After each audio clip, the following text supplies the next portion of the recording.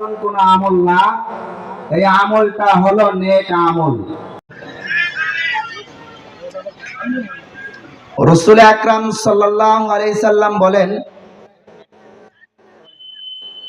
আখলিস দীনাকা ইয়াকফিকাল আমালুল কলিল। আল্লাহর হাবিব বলেন, তোমরা তোমাদের ঈমানকে খাঁটি করো। লাভ কি? যদি ঈমানকে খাঁটি করা হয়, অল্প আমলেই নাজাতের জন্য যথেষ্ট হবে। নাজাত শব্দটা আমরা বাংলায় এভাবে বুঝবো, মুক্তি। কিসের থেকে মুক্তি? জাহান্নাম থেকে মুক্তি। কিসের থেকে মুক্তি? মুসিবত থেকে মুক্তি। কিসের থেকে মুক্তি?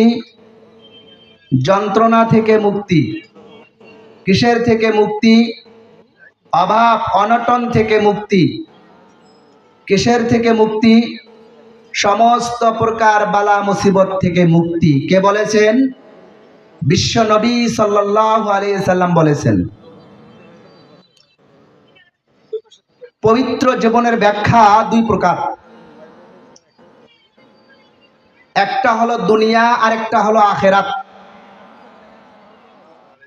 দুনিয়ার ব্যাখ্যা কি?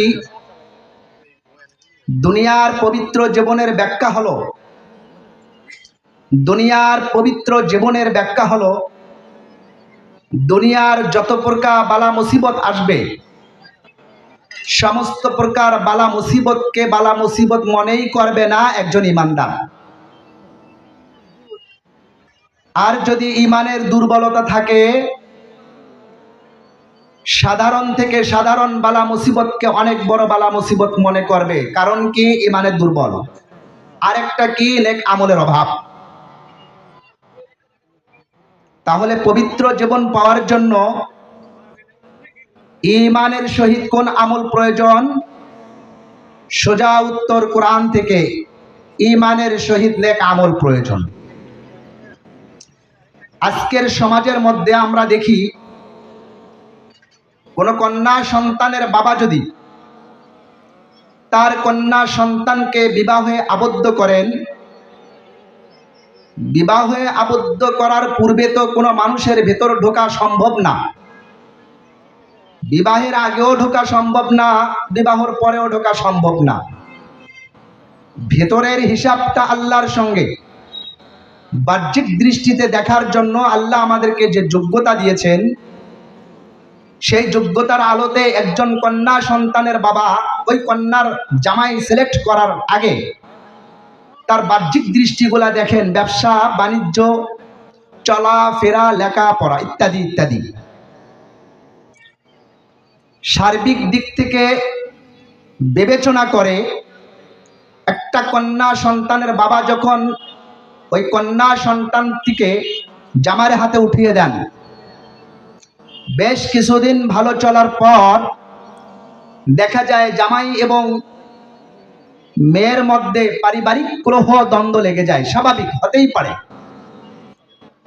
ছোট্ট খাট্ট বিষয় নিয়ে যখন লেগে যায়, ওই মেয়েটি তার বাবাকে গালি দেয়, হায় আফসোস, আমার বাবা কেন এমন ছেলে দিয়ে বিবাহ দিল।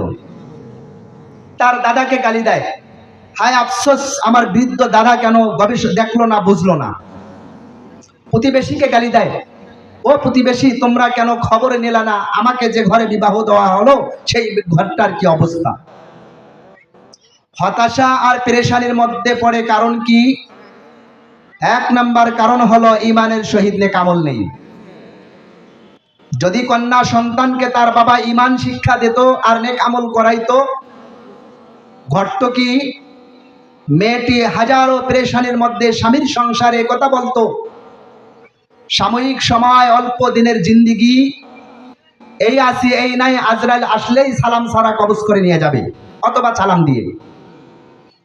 যেহেতু দুনিয়ার সাময়িক সময় আমাকে আল্লাহ পাঠিয়েছেন, পরীক্ষা নেবেন, তারপর আবার দুনিয়া থেকে উঠাইয়া নেবেন, সেহেতু স্বামীর ঘরের অল্প সময়ের স্বল্প সময়ের কষ্ট দুঃখ আল্লাহর জন্য মেনে নেই, সহ্য করবে, ধৈর্য ধরবে।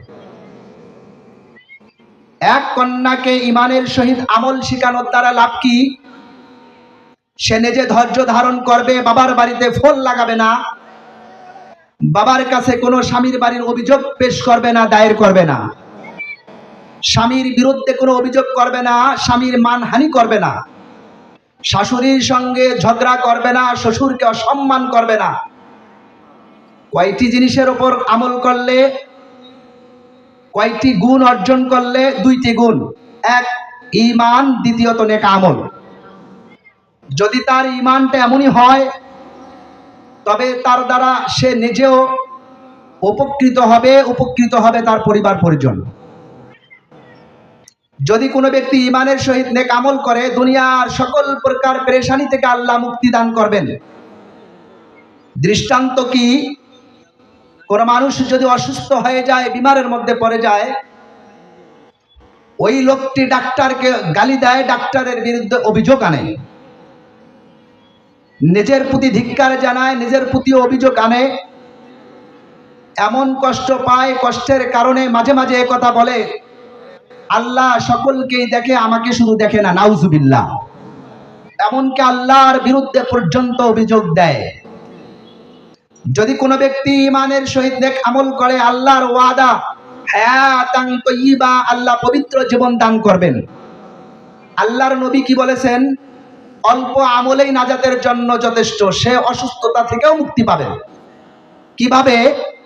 যখন সে ঈমানের সহিত নেক আমল করবেন, এ কথাটা দৃঢ়ভাবে বিশ্বাস করবেন, আমি দুনিয়াতে অল্প সময়ের জন্য আসছি, পরীক্ষা শেষে আবার দুনিয়া থেকে চলে যাব।